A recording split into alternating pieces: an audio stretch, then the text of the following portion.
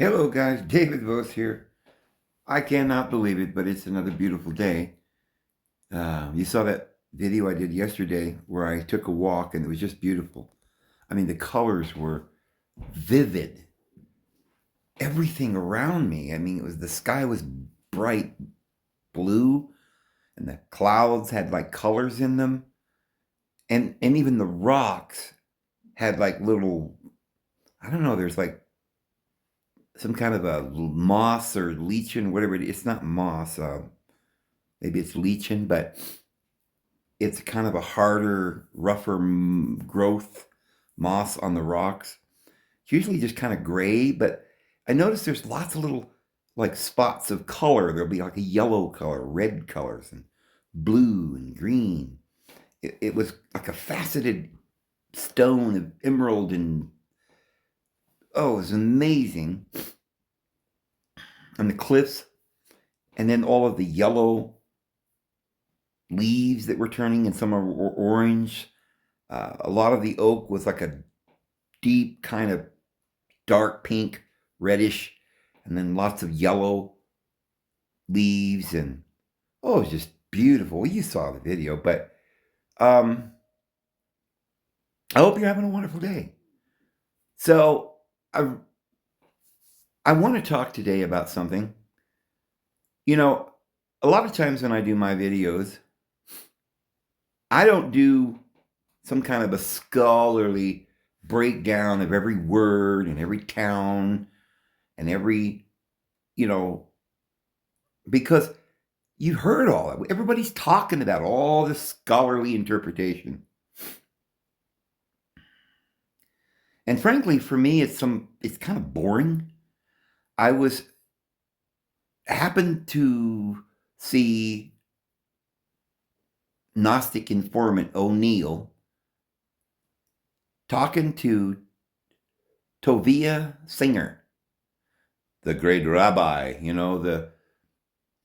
the all-knowing rabbi who's so against Jesus that it's comical, really. And he makes it look like he's so smart because he knows Hebrew. Okay. I'm sure he knows Hebrew a lot better than most because he's Hebrew. But how do we know that whatever it is that they're blah, blah, blah, blah, talking has anything to do with the Bible? There is not any Hebrew manuscripts of the Bible anywhere before Christ.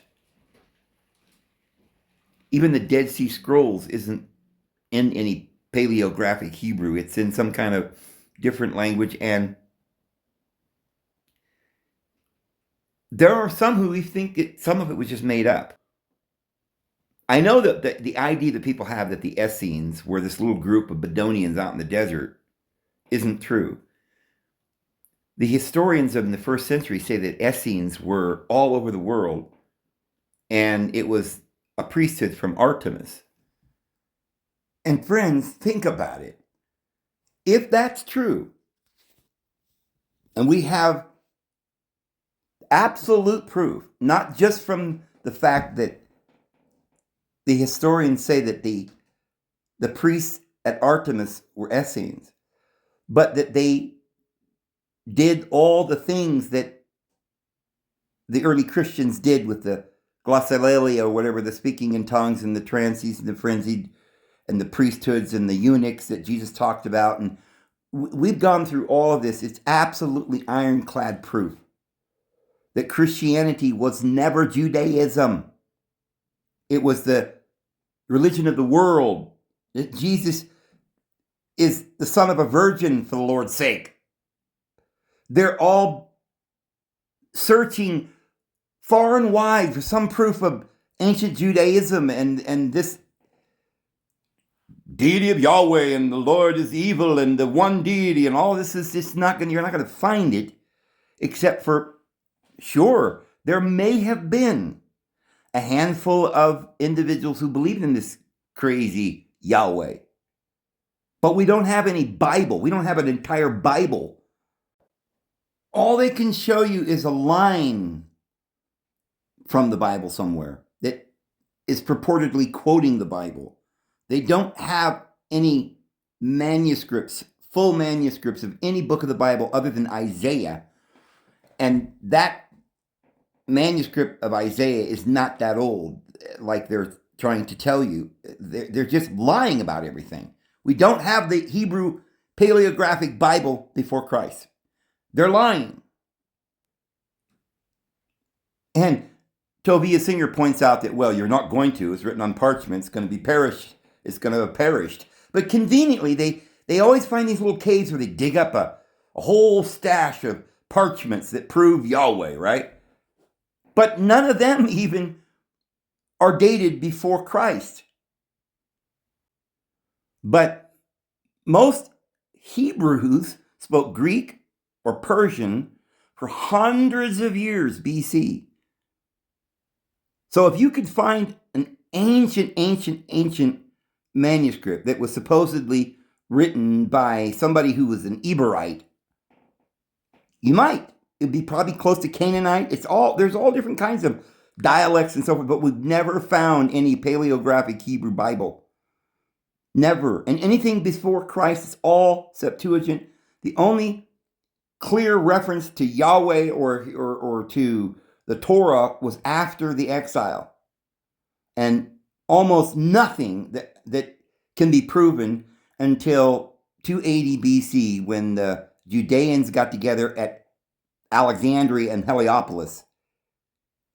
The Judean priests like Pliny, that's written about by Josephus and Philo, that they got together, the Sanhedrin in Heliopolis. The 72 Judeans that were in Egypt got together, not the ones up there at Herod's temple.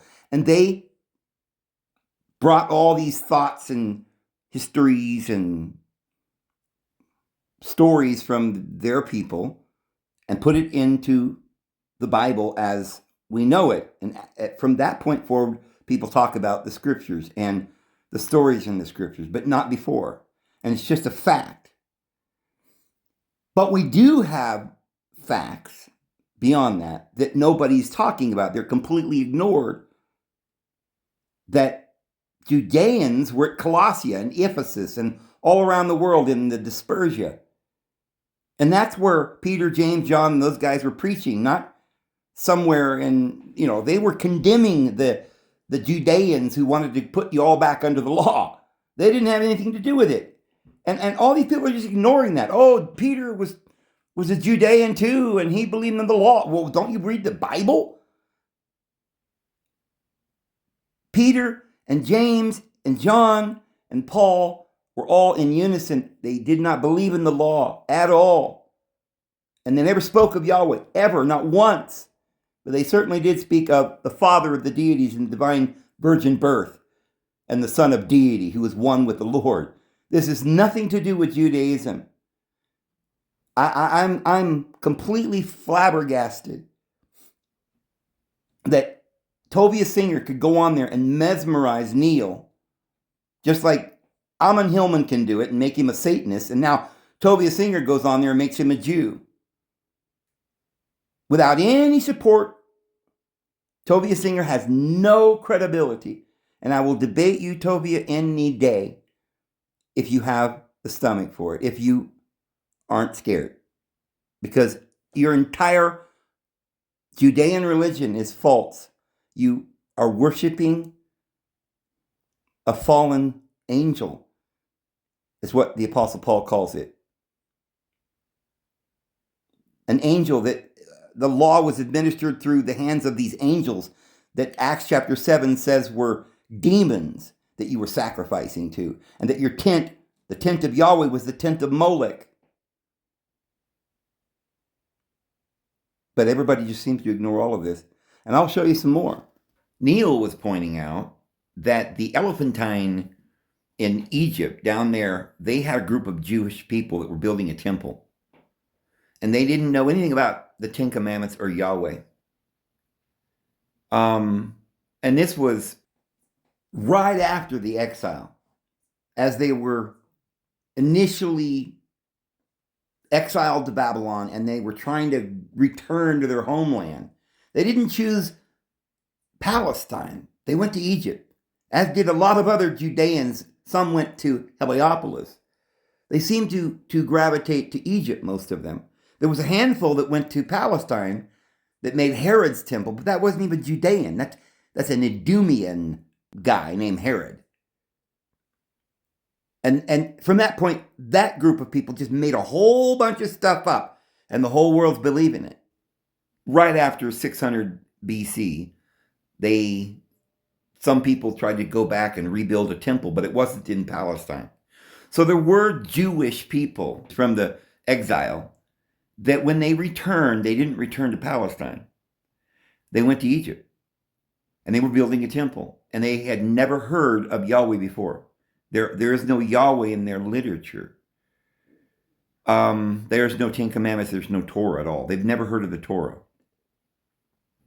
And of course, I was surprised that Tovia Singer would debate this kind of thing, although I wish she'd debate me, because Neil seems to be quoting like blah, blah, blah, blah, blah, blah, all this scholarly stuff.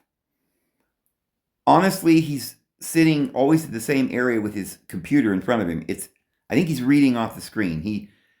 He's bragging about how he can read Hebrew. I guarantee he cannot. He is a liar. Neil's a liar, and he is trying to promote himself into being this great scholar, and he really doesn't know much of anything. He's read books. These individuals go out and they read these books, modern books, that make mountains out of molehills and skew and deceive people into believing things. I wanted to scream at the screen and say, okay, Tovia Singer, you claim to be this great rabbi. Why is it you do not mention that Neil is a Satanist? Neil didn't mention it, and neither did Tovia Singer. And I would say, I think a great rabbi would know that. And I know he knows it because he feigns that he doesn't know who this Neil is. Oh, I'm just going to go on this. He's going on Neil's program because Neil's getting a lot of traction because of the Satanism. He knows that he wants to they're trying to get more subscribers. Tovia Singer's trying to get subscribers. He's trying to make people believe that he's the great rabbi. He wants to have traction. He wants to have fame. He's quite good at it. They're both good at it. But I know why people are flocking to get on Neil's show, because Neil is appealing to all the idiots, and they all believe him. And he's got lots of people watching, and they want subs. And so he kowtows. Like, I don't think that even Amon Hillman would have tolerated Neil, because his ego is obviously very large. Amon Hillman's and Neil. And they're only tolerating each other. I mean, Neil went so far as to be publicly, I don't know if it was public, it was leaked, I guess. He was on camera being, what do they call it? Humiliated, like a initiation, tased, sitting there half naked in submission to Amon Hillman. Don't you find it odd, guys, that Gnostic Informant is going viral? They let him go. They don't let me go anywhere. And he's publicly bowing to his master, the Satanist, Amon Hillman. Like, being humiliated, and like, you get down and get naked and do what I say and obey me like I'm God. I'm the representative Satan. And then we'll let your videos go viral. You'll get subs because of me. And if that's not odd enough, then here comes Tovia Singer, the great rabbi. And he seems to put Gnostic Informant even further into his place, as if he might be the actual Grand Poopah. Perhaps Amon Hillman's working for Tovia Singer. I don't know. But I guarantee that all these individuals like Derek on Myth Vision and Archaic or whoever, all these guys seem to be all together on everybody's show, who's vying for power or position, but they all bow to the Satanist and the rabbi. I'm not going to bow to any of you, and I guarantee they ain't none of them going to debate me. I've challenged Amon Hillman. All he did was send private messages threatening my life and trying to curse me. I've challenged Neil at Gnostic Informant, and he ducked me like a wild goose in winter and got the flock out of there. And now I have before challenged Tovia Singer, but I haven't heard nary a word. But he certainly goes flocking over to these other guys. They're all flocking together because they're all willing to ignore the fact that Gnostic Informant is a Satanist, an avowed Satanist, under the leadership of Amon Hillman, who is evidently the ringleader of all of this scholarly interpretation that Jesus is false and Yahweh is the Lord. They're Satanist guys. Gnostic Informant, when talking with Tovia Singer, said that he respected the Jewish people over all the other peoples of the earth. And Tovia Singer says, yeah, and you're coming with me to Shabbat, and we're gonna have a bar mitzvah for you tomorrow. And Neil's like, yeah, well, I just was initiated into Satanism. Now I think I'll go ahead and be initiated into the great mother church of that, right? The mother of the harlots. Let's go. Now, you guys ask yourself, why does Gnostic Informant, who's supposedly just searching for the truth, a scholar, why is he going on the Amon Hillman show and being initiated into Satanism? Because Amon Hillman has all of this following of Satanists, and he wants power, so he believes he can get power from Satan. That's what motivates Neil. And if you think about it, Tovia Singer's not doing any better, because in order to get subs and everything, he's kind of being kind and kowtowing and letting Neil interrupt him and really just talk out of turn and talk nonsense, and because obviously Neil doesn't know what he's talking about. Tovia Singer has some of the talk. I don't know if he's got the walk, but he's got some. He certainly knows how to, speak whatever this Hebrew is that they made up after Christ.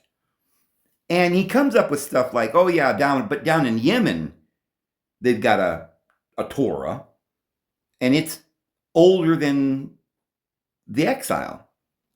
It's like 9th century. Friends, pay attention to this here, what I'm about to tell you. If you're starting to doze off here or something, pay attention to this. If you get nothing else out of this, Tovia Singer is a liar.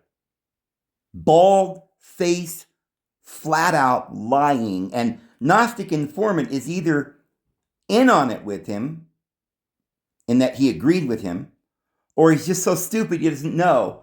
Tovia Singer's probably clever and just pulled it over on, I think that Neil from Gnostic Informant is probably just an idiot that's just looking for power. He doesn't know anything, so you could pull anything over his eyes. But Tovia Singer knows that this, what he's saying, is a lie. And I think he said the 9th century because he wants you to think that it, and then said the exile, and then wants you to think it was just a mistake. He meant, I guess, or it should be, that some say maybe the 9th century AD, which is like almost 2,000 years apart. That's a 2,000-year lie. And in fact, the truth is they don't have any Torah from Yemen in 9th century. It's probably more like the 11th, 12th century. And some say it was 1600. But they are not ancient. And they have mistakes or differences. And it's simply just a group of Judeans that went there 1,000 years after Christ and settled there with the same book. The book that they got from the Masoretic scribes that started up in about that time, 9th, 10th, 11th centuries, that created this Masoretic scribe group that never existed, don't have any authority. They don't have any authority from the Sanhedrin. They made up the language they call Hebrew. And all of it's a big lie. And Tovia Singer knows that he's lying. And Tovia, if you could prove me wrong, let's do a show and you prove me wrong. I'm waiting, Tovia. Well, that's what some of these scholars say. We find out later, it's kind of like archaeology or anything else. They'll say, or science or NASA, they claim things, this carbon dated this, blah, blah, blah. And it turns out, years later, we find out they were lying. But then there's this thing that's written in silver that's supposed to be quite old that proves, they always say, well, this proves, but it's not the whole Bible. But let me show you, as far as the dating of this silver that they're talking about, that they find a scroll of the Bible, a Torah scroll. Well, number one, it's not a Torah scroll. It's not a scroll. It's like amulets. So there's just a couple of lines that they think might be from Numbers, the book of Numbers in the Torah. So it's not a scroll. It's just a couple of lines or some words. And they're amulets. And so Barkay initially dated the inscription to the late 7th, early 6th centuries BCE, but later revised this date downward to the early 6th century on paleographic grounds. Now, what does that mean, on paleographic grounds? In other words, they're not dating the metal. They can't. They're not dating anything of note. They're just making it up. They're looking at the paleographic writing, which didn't exist BC. But they're just telling everybody it does. Probably was invented by these Masoretic scribes just doodling around or whatever. There's no way to date the writing. It just looks like it's the type of paleographic writing that they presume might have been BC 600. But it's just guessing. But let's go on. It says, on the evidence of the pottery found in the immediate vicinity. Well, my question is, how do they date the pottery?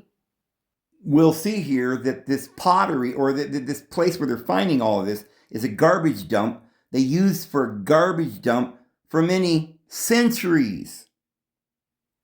Hundreds of years. We don't know how long they were dumping stuff there. There's no way to date it with anything. It's like going to the dump down here and finding a couch.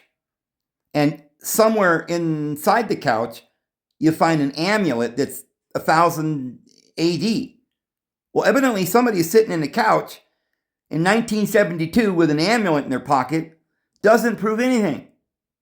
And does it mean that the pottery was there at this, was created or made at the same time that the iron, or the silver, I should say? We just don't have any direct evidence that these amulets have anything to do with the pottery. The dating was subsequently questioned by Johannes Renz, a Wolfgang Rohlig, it sounds German, Illuminati, who argued that the script was in too poor condition to be dated with certainty, and that the 3rd or the 2nd century BCE province could not be excluded. So he thought it might be the 3rd or the 2nd BC. Well, again, he's guessing. Couldn't be excluded, which had been used as a kind of rubbish bin. Okay, especially as the repository, which had been used as kind of a rubbish bin for the burial chamber over many centuries. So in other words, there might have been pottery in there from centuries before. It was always this big dump. And people centuries later threw some amulets in there. So they don't really know at all. They cannot date this. So it says over many centuries also contained material from the 4th century BCE. It also contained that. By the way, isn't it interesting that the temple that we're talking about that the Torah would need to exist if there was a Torah in those days. The supposed Solomon's temple, they've never found the entire thing. We don't see any temple that could have been Solomon's temple except for the one down there in Egypt at Luxor, which is we can prove is that temple of Solomon. This whole thing up there in Palestine is a forgery. It's a scam. We can't find, supposedly in the Bible, Abraham writes on a rock, makes a monument and anoints it, and all these priests for thousands of years to go to this sacred grove. We can't find it. We don't know where any of this stuff. We don't know where Moses led the children of Israel. We don't know where he struck the rock and it split in two. We don't know where King David built the house of David. We don't have anything except for the temple of Herod that wasn't even Judean. But some Judeans later, in some kind of exile, returned there and pretended that that was the place that they were supposed to return. But other Judeans were down in Africa at Elephantine, and some of them over in Heliopolis, and they were saying, no, this is the real spot. But they never tell you that. It's all a big fraud, friends. Oh my goodness. And it's funny that you tell somebody something that they like, that they can use for their Satanist doctrines, and boom, they'll pounce on it like a cat with a mouse in his hand, toying with it. They're not even hungry. They're just playing with you. But you put some of this stuff that I'm saying today in a video, some real hardcore evidence of the truth, and nobody will touch it. It's like a big stinky turd that they wouldn't even touch with a 10-foot pole, because that truth they don't like. I guarantee they don't like that truth. And truth does not get out there because you people won't promote the truth when you see it. None of you will share my videos, or none of you scholars seem to be giving me any kudos or helping me in any way. All you're doing is running around, I want to be a Satanist. Yay! You fools. Wow. But I guess I digress. However, we might ask, why were amulets in the garbage? Perhaps they were thrown in there in modern times. A major re-examination of the scrolls was therefore undertaken by the University of Southern California's West Semitic Research Project. Oh, more Jews researching themselves, right? Using advanced photographic and computer enhancement techniques. So in other words, they couldn't even read the writing. It was so poorly preserved. They didn't know what they were looking at. But now they've got enhanced technological advancements, photographic and computer enhancement, which enabled the script to be read more easily and paleography to be dated more confidently. So in other words, they weren't confident at all before. They couldn't read it. Now they've got more clearer idea of what these letters might be, and they're assuming now that they've looked a little closer that it's probably some ancient paleography.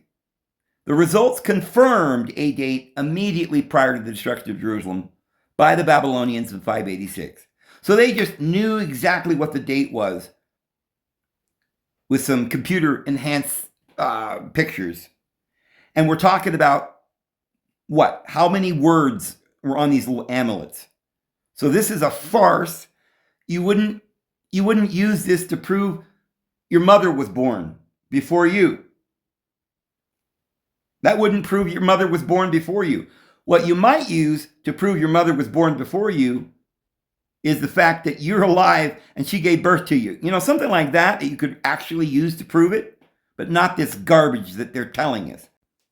Maybe instead of trying to find some inscription on a stone somewhere that some scholars are debating when it was written or whatever, maybe you should look for the historical stuff that the book, the Torah, supposedly talks about. Show me one of the monuments that the book is talking about still standing with one of the kings written on that stone. We know all about the pyramids. What, were their gods greater than your gods? Well, you got little. Are you serious? You're talking about Abraham rolled the stone over and poured some oil on it, and that was it? And a tradition of thousands of years, the father of religion, Abraham, came from just this little desert somewhere in Palestine that nobody's ever heard of? I don't think so. I think you're lying. Show me Solomon's temple. Show me David's house. Show me anything to show any validity to the Torah existing before 280 BC, when the Sanhedrin wrote it by divine direction, because the Sanhedrin was divinely inspired, as Jesus said. And that wasn't until 280 BC. And they did write and put together the Bible, and it was in Greek. There are no Hebrew manuscripts. And you need to stop lying, Tovia Singer. Too many people are believing your lies. And I'm going to try and stop this. I'm going to keep asking you to debate me. Maybe you can crawl out from under your rock and pull your little mitzvah cap a little further back so you can see clearly, and sit down and answer some real questions with David Vose. If not, then you're a fraud. I've already disproved everything that you said, so I doubt whether you're going to want to debate me on that. Friends, this is all Tovia Singer's got. A lie about the Yemen Torah, which is a lie, was 2,000 years off, and some silver amulets that cannot be proven or cannot prove anything. That's all they got. Case closed. There is no Torah before Christ. Only long after these Judeans made it all up. There it is. You know what I mean? Like the old song. Nobody's saying that there isn't some ancient verse somewhere that sounds like a lot of this you could get from Egypt, right out of the Book of the Dead. Right? Some of these stories are from India, like we read the other day, where the Book of Psalms, where David says, a day unto the Lord is like 1,000 years, and 1,000 years is one day, or a night to the Lord is 1,000 years. That's quoting, but slightly translated or slightly worded differently, but it's obviously quoting the Bhagavad Gita, which says a day unto the Brahman is a billion years. Now it's interesting, it's a billion years, but you see, it's not necessarily wrong, because years means different things. There are divine years, the regular years, but it all has to do with 360. There's a lot of stuff we just don't understand. But the fact that there were Jewish people building a temple in Egypt, oblivious to anything going on over there in Palestine, who didn't know or had never heard of the Torah. I mean, you could say, well, they're lying. They'd heard of it. They just didn't want to talk about it. Okay, but nowhere is there an inscription. No one spoke of it. It's as if they'd never heard of the Torah. And as you guys know, another group of exiles went to Egypt, where another place in Egypt, at Heliopolis, and built another temple, which we know beyond a doubt is where the Zadokite priesthood was. Josephus tells us this, and these were the true priests, and this is where John was preaching and where Jesus was, Lazarus, Mary, and Martha at Bethany, or the house of On, or Heliopolis. Nobody seems to talk about that. If they have ignored that, I'm sure Tovia Singer wants to ignore the Elephantine Judeans and what they were doing. He wants to ignore, everyone wants to ignore the Heliopolis Judeans. Philo, he was a priest. What was he doing down there? Talking about logos. Nobody wants to get into any of this. They ignore the fact that there's the same story being spoken. The whole Serapis Christ thing in Egypt, it's all the same story of Jesus. And some of the same kind of stories you find in Samson and Samuel and their births and Sarah and things that's throughout the Bible as well. But If you go anywhere in the world, you'll find everybody and their uncle now talking about Yahweh as the devil, or at least something like that. Not once have I ever heard any of these guys mention my name, even though 10 years ago I started talking about this on my channel and no one else was talking about it. And that's fine, because I'm certainly not asking for any credit from these guys, because these guys will be gone very soon, because their scholarly essays are just their little video making, clickbaited, pride seeking garbage. They're not serious. I have somebody send me a video from one of these guys, and they're like, "Oh, watch this," and it's just so full of ridiculousness. It doesn't say anything. It's not proving anything. Everybody ignores the obvious, they are not aware of some absolutes that we don't need to search for who is Yahweh. Yahweh is Iyah, and I will prove that. His name is always Iyah Inki. Look here in the Bible, Exodus chapter 20, starting here with verse 1. And spoke Elohim all words these, saying, I am, and they also, of course, translate it Yahweh. It's just Iyah, okay, Iyah. It's the same as Iyah. But look at, before you see Yahweh, you see Anoki. That's Iyah. Remember, it's backwards here in Hebrew. They go from right to left instead of left to right. So it's Iyah Inki. There is absolutely no question that is Yahweh is Iyah Inki. Now, somebody will point to the fact that Inki was benevolent in some cases in the Sumerian or the Babylonian or Akkad or whatever. But so is Yahweh apparently benevolent in cases where he's benevolent at least to somebody, just to one guy that he's saving, his Jacob or something. But he's a trickster deity, and he's not all powerful. He's not good. He's not the greatest. He's one of the Elohim. He's not the El. His father is El. And this is exactly what the Bible does. In Psalms, people just ignore it. The El is the Elyon, the Most High, is head of a council of Elohim, and Yahweh's on the council. So Iyah Inki, in their Akkadian, Babylonian, Sumerian context, is tricking Adam not to partake of the tree of life. And he's tricking them and causing them to be slaves. He's the creator of the form of the slavery, which is what Yahweh is in chapter 2 of Genesis chapter 2. I've been talking about this, and people get the ideas, and then they run with different ideas.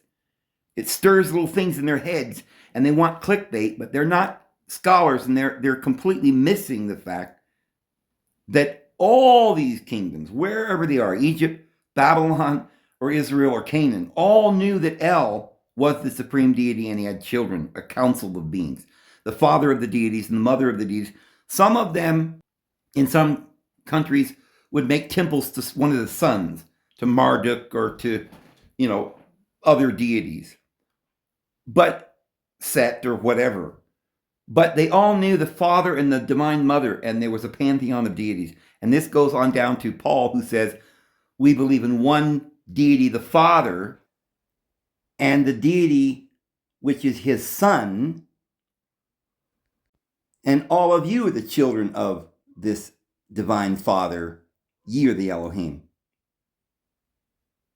And the divine being dwelleth in you.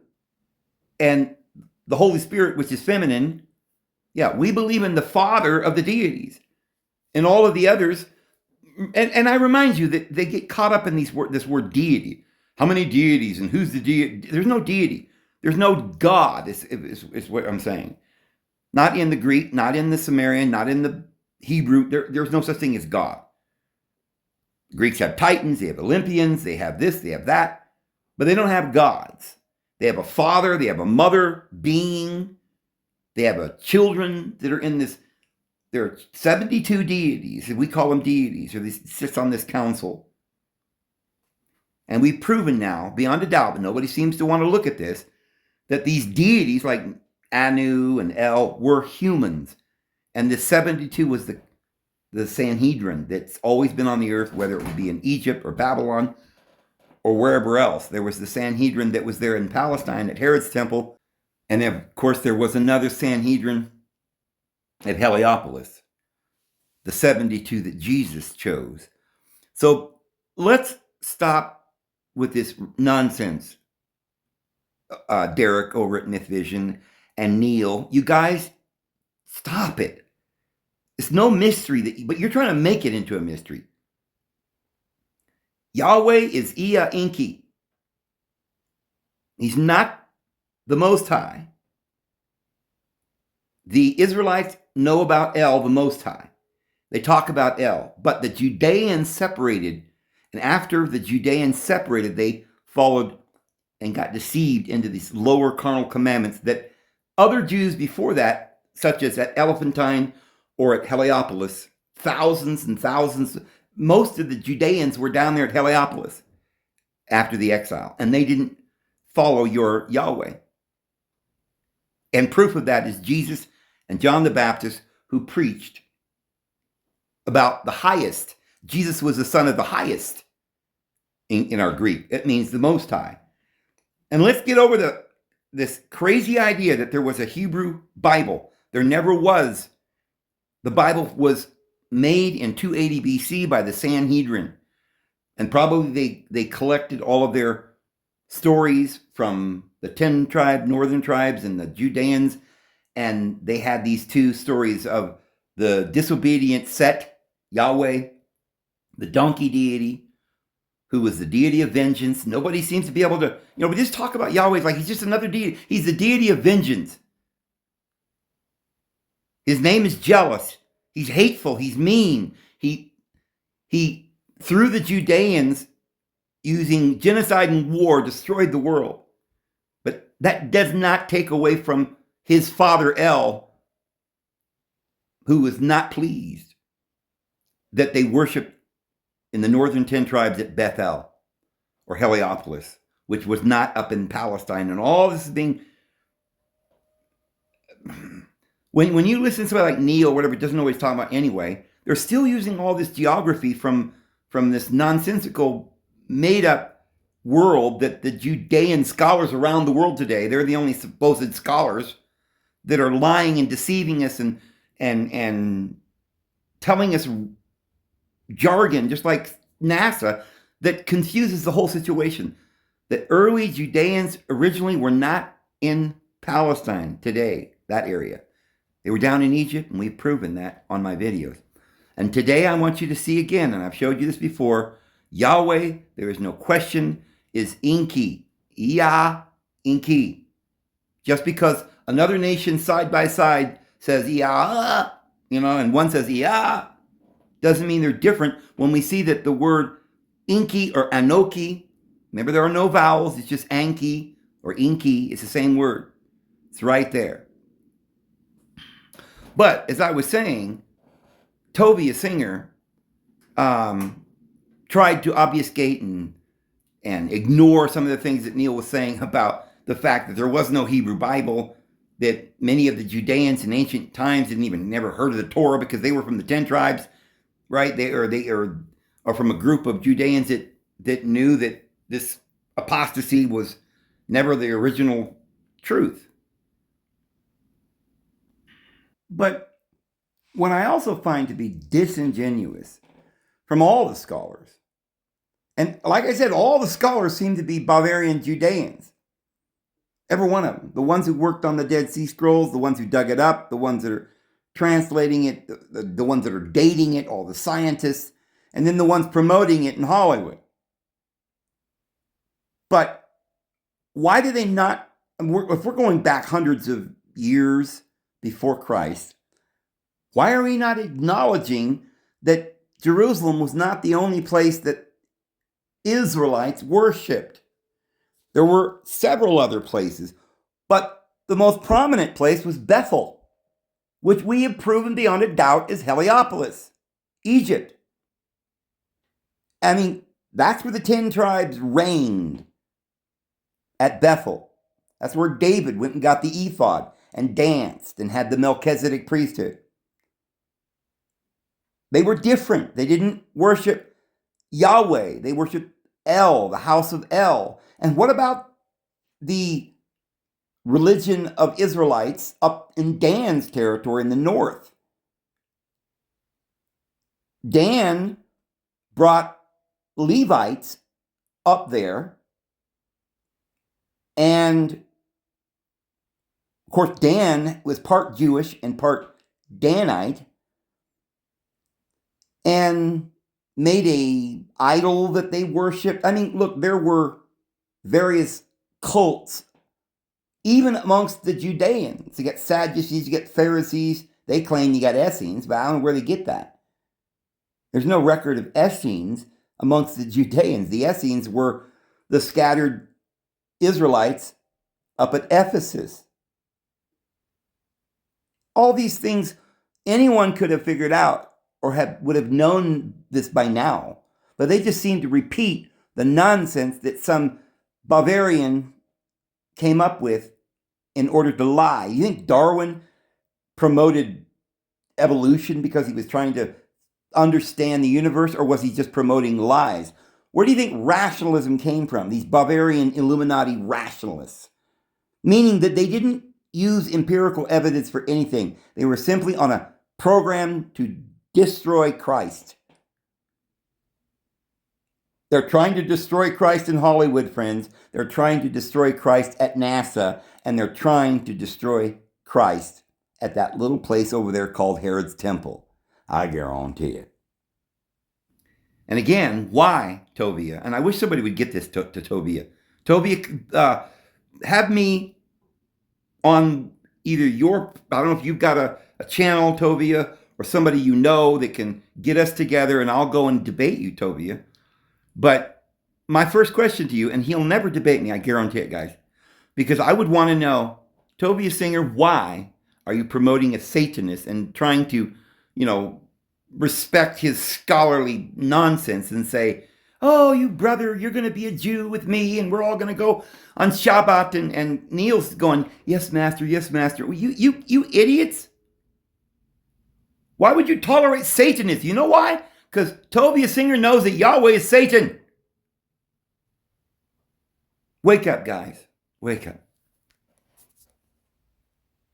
But I don't know. I mean, what am I? Well, we know what I'm trying to say, but on a deeper level, I mean, I like to look at things just in a profound way,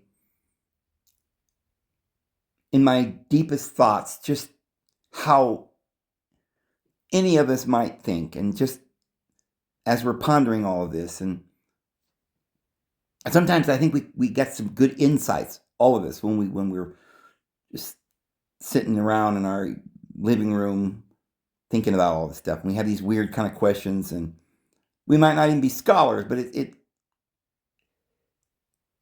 if it's not making sense, if there's all this subterfuge, if NASA's lying to us,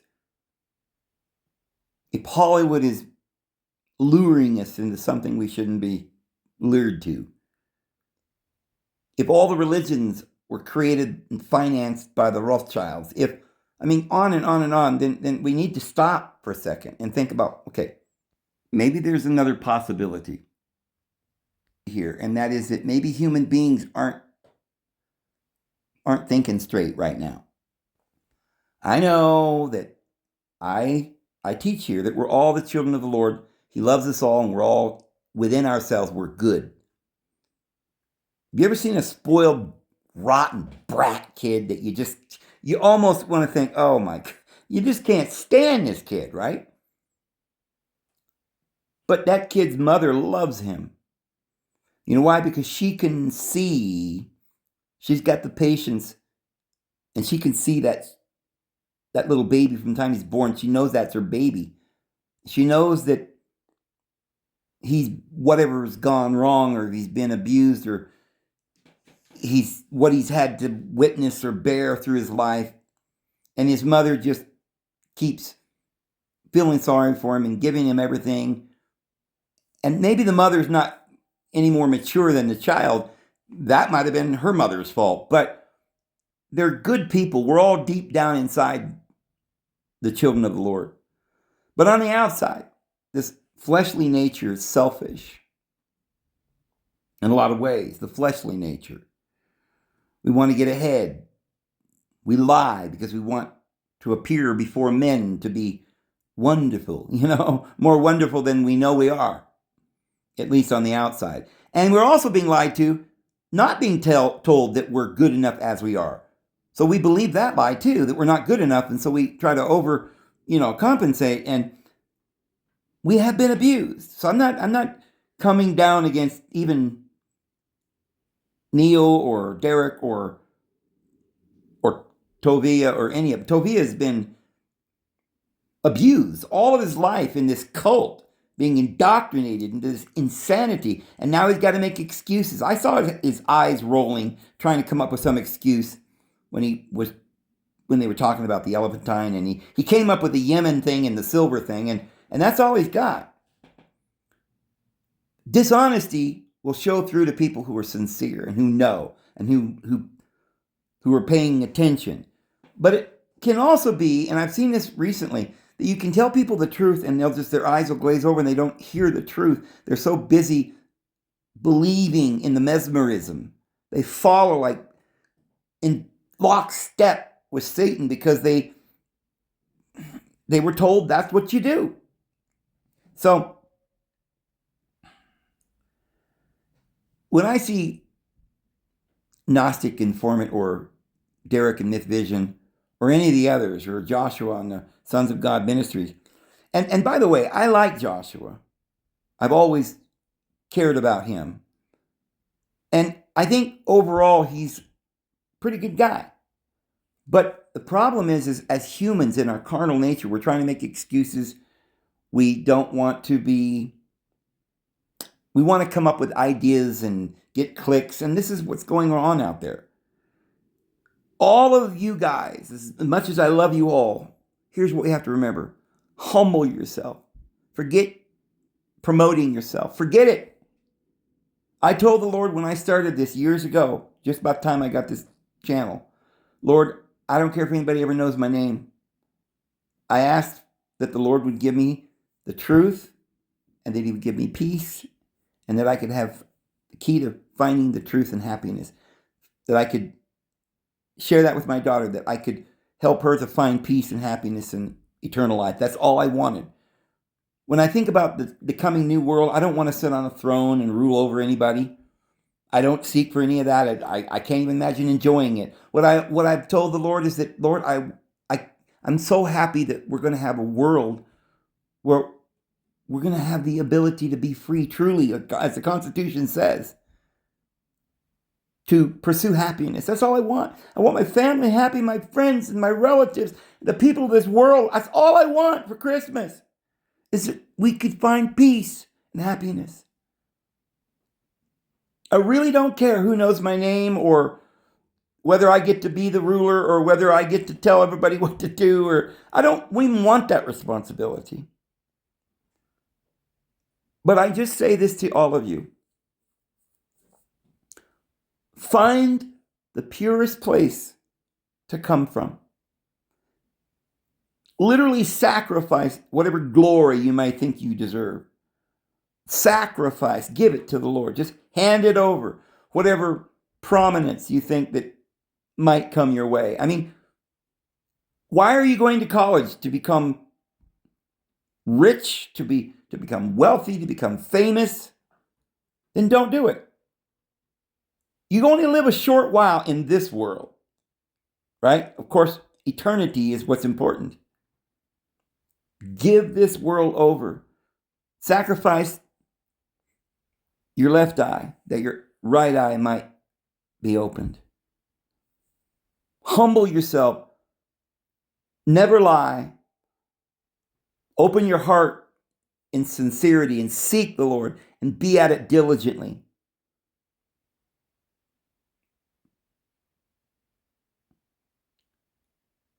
Humble yourself to a place that, I don't ever want you to think you're unworthy or that you don't deserve to be at peace, happy, but I want you to understand that's all we must have. Seek first his kingdom, which is a peaceful place, which is love. And all these other material things will be added unto you. And if indeed you deserve to be looked up to, it will be because of your wisdom, because of your kindness, because of your goodness.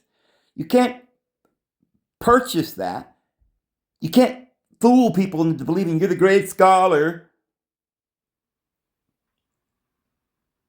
Be passionate about what you know. Pursue the truth and nothing but the truth, and seek the love of the truth. That you desire what is right. Keep a guard for your heart, that nothing gets into your heart that is going to poison your thoughts, your outer conscious or awareness. You may be completely deceived because you're harboring some negative thing like jealousy or whatever. It may cloud what you're believing and what you're seeing. Don't be fooled. Be prepared. Seek the one thing only, and that is the truth. Be like that story where Solomon was offered anything he wanted and he asked for wisdom.